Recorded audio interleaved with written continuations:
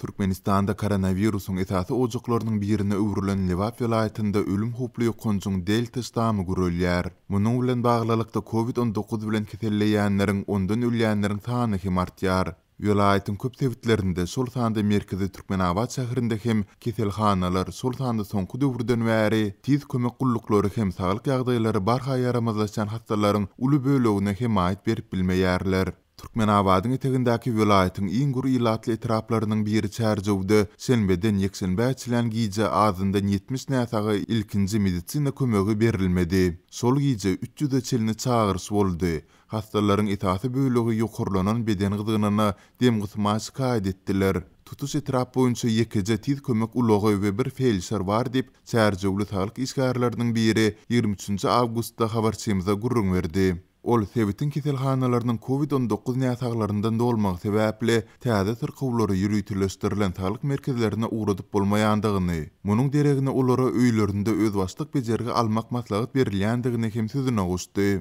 Hatta COVID anaklanan hastalara hem keselhanalarda boş yerlerin ýoklugy sebäpli öýlerinde bejergi almalydygy aýdylýar. Virusu ýolugan adamlaryň jemgyýetçilikden izolirlenmeýändigi sebäpli olar beýlekleriň iň azyndan maşgyl agdalarynyň hem koronavirusu ýolugmagyna sebäp bolýarlar diýip ýerli Lukman belledi. Sol bir wagtda öý şertlerinde bejergi almak üçin ýazylyp berilýän dermanlary satyn almagy onsuz hem ýiti ykdysady çökünlükden gurpdan düşen ýylatda maliýe ýagdaýynyň ýokdugyny ýyglýar.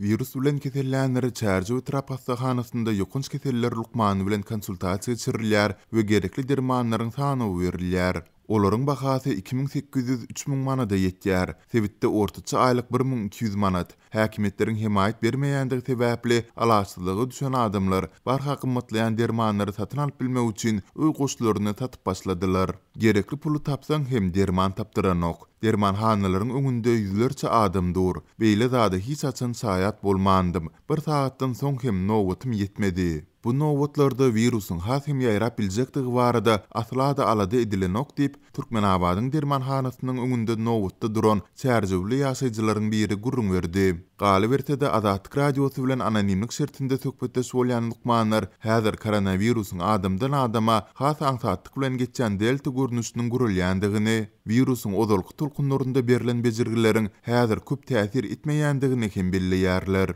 Çärjew etrabyna sapar edip görün habarçymyzyň sözlerine görä, häzirki wagtda arasaçylyk gullukları köçeleri xlor bilen dezinfeksiýa edýärler. Şeýle-de gapy aýlanyp, kimiň öýünde COVID näsagy bar bolsa, olaryň öýleriniň daş töweregine hem himiki ergini sepýärler. Sol bir wagtda ýerli saglyk işgäri goloýdy prezident Gurbanuly Berdimuhammedowyň Çärjew etrapyndaky gaz turbinaly elektrik stansiýasynyň açylyş tabarasyna gatnaşmagyna garaşylýandygyny, munyň bilen baglylykda adatçy bolşy ýaly köp sanly adamlaryň mejburi garşy alyş çäresine çykarylmagy netijesinde virusyň mundan beýleki ýaýrama hupynyň artjakdygyny duýdurýar. Ýokarda beýan edilen ýagdaýlar boýunça Lewabyň vilayat Sultanda Çärjew trap häkimliklerinden goşmaça maglumat ýa kommentariýa almak başartmady.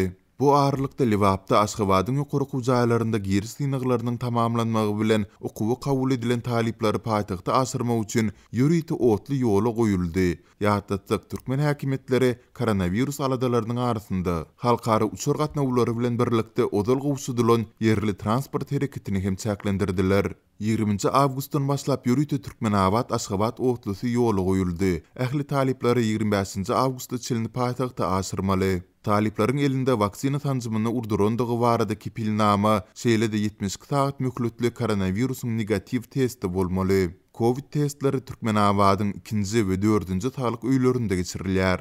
Taliplerin sany juda köp, gurumaçylyk gatyp, nowatlarda tertip düzgün hem pozulýar diýip bu ýagdaýlary başdan geçiren taliplerin biri gurrun berdi. Türkmen häkimetleri öz herket çäklerinde COVID-19'un ýokdugyny tekrarlap, ýurtda koronavirus bilen keselleýänleriň we ölýänleriň köpelýändigi, keselhanalaryň, hatda tutuş tebitleriň hem karantina ýapylýandygy barada Azatlykda we Garasy nesirlerinde çykan maglumatlary kommentirlemeýärler.